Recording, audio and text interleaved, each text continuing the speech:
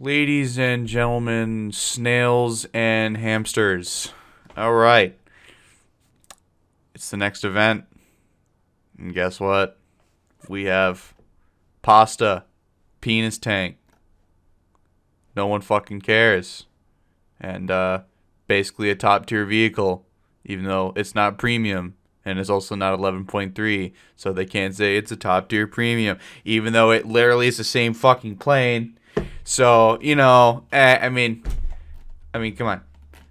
So, yeah. All right. Well, it's Operation Winter, so I mean, it's gonna be stars. As usual, like basically those. If you go into the achievement tab in War Thunder, you'll see, when the event starts, you'll see that you need to complete certain tasks to get a star, and all that fun shit.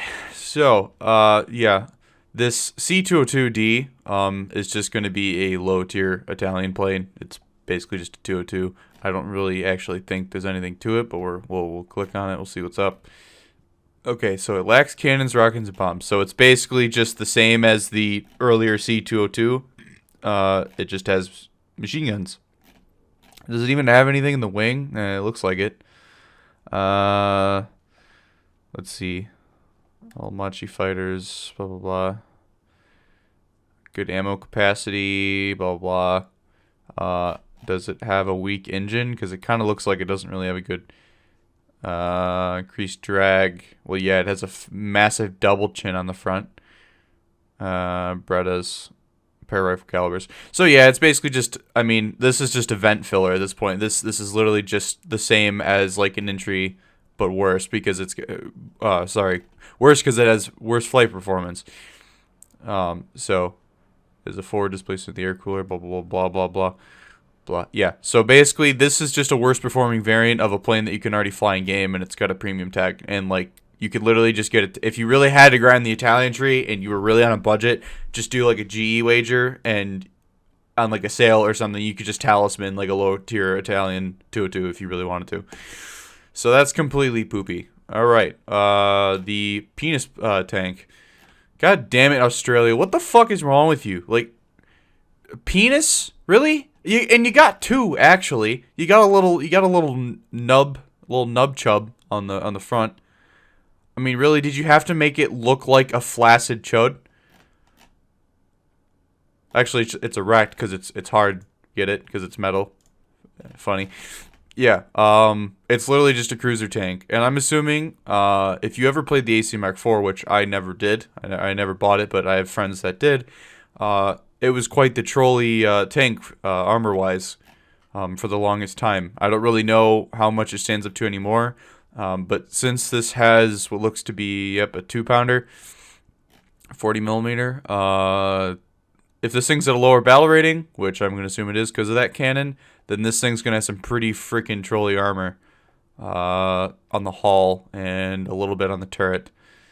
I don't know about the cheek area there, but yeah, fun little penis tank. I already see Ash making so many memes on this. I mean... Anyways, I don't even want to think about it.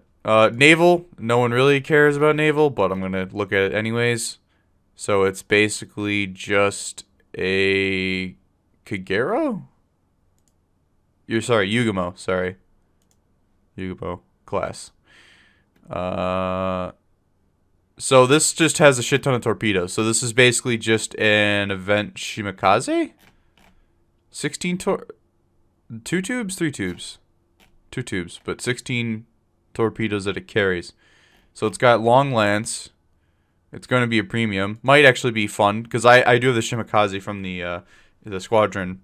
So, I mean, it wouldn't be bad if Naval wasn't such ass cancer to play and to grind tasks out, depending on what the tasks are. I mean, it would be a pretty fun ship to take along the Shima, but,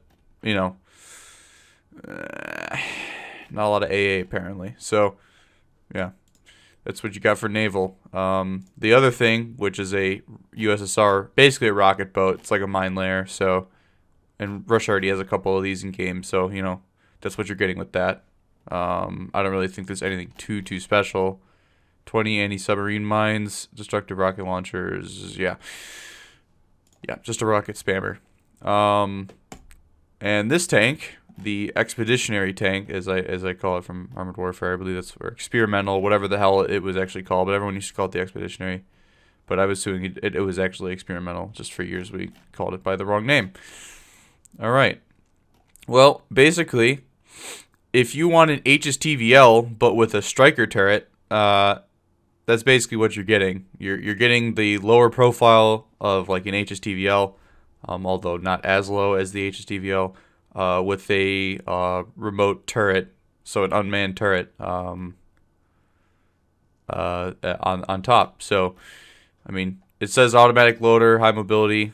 So I'm assuming that this thing is going to be really fucking annoying and is probably going to be like 9.3, 9.7.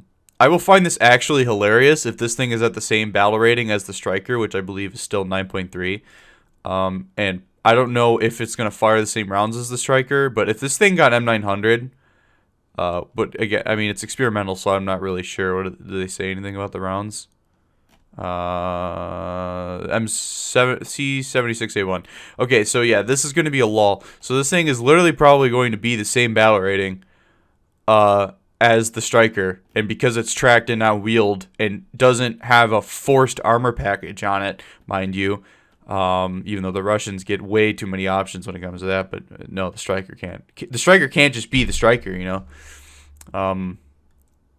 You know, that's going to be pretty funny because you're literally just a better striker. And, yeah. I mean, slap a talisman on this thing and you've got a pretty decent RP grinder. I mean, I don't know how much gun depression it's going to have. But, yeah, considering they don't say anything about it having M900 and just having C76A1 as its top round, yeah, this will literally be 9.3. Calling it. I mean, it's just ridiculous. So, you know, you're going to have a bunch of these buzzing around.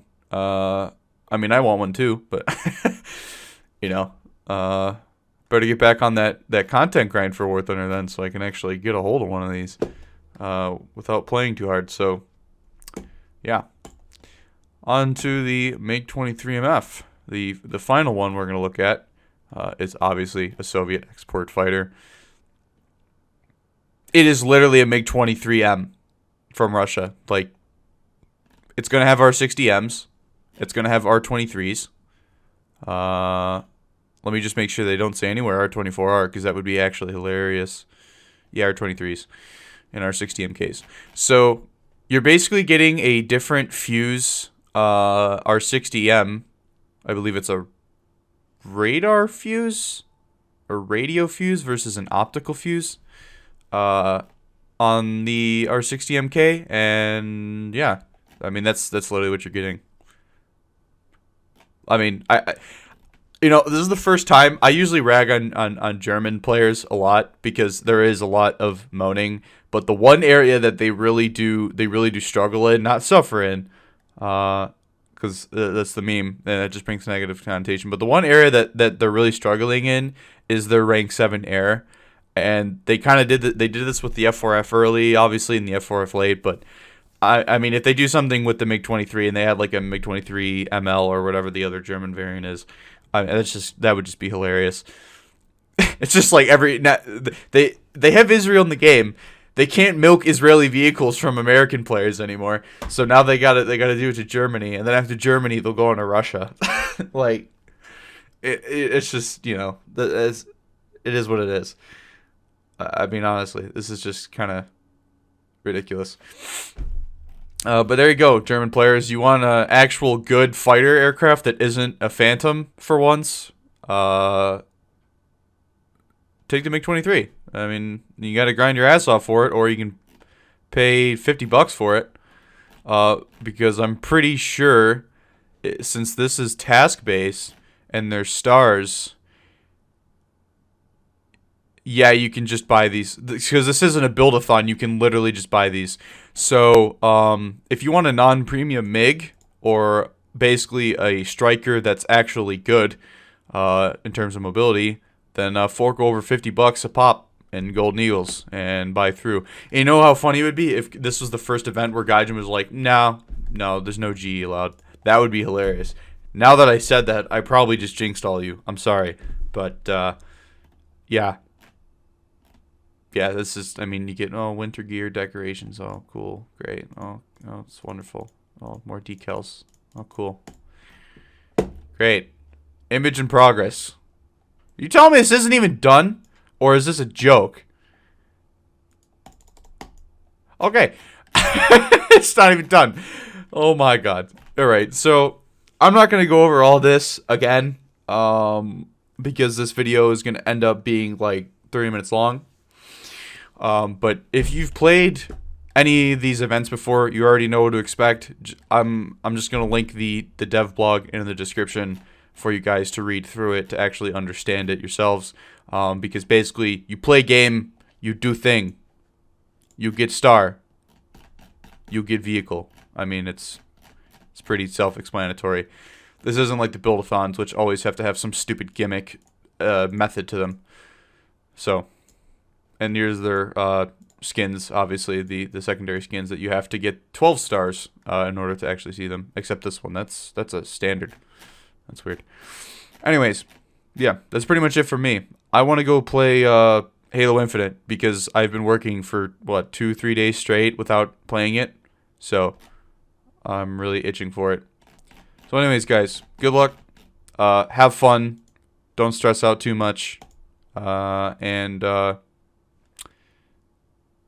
mean, I would say have fun suffering, but it's Operation Winter. I can't say Operation Suffer. It's no fun. Anyways, guys, as always, stay wolf, and I'll see you guys next time. Probably on stream, raging at this event.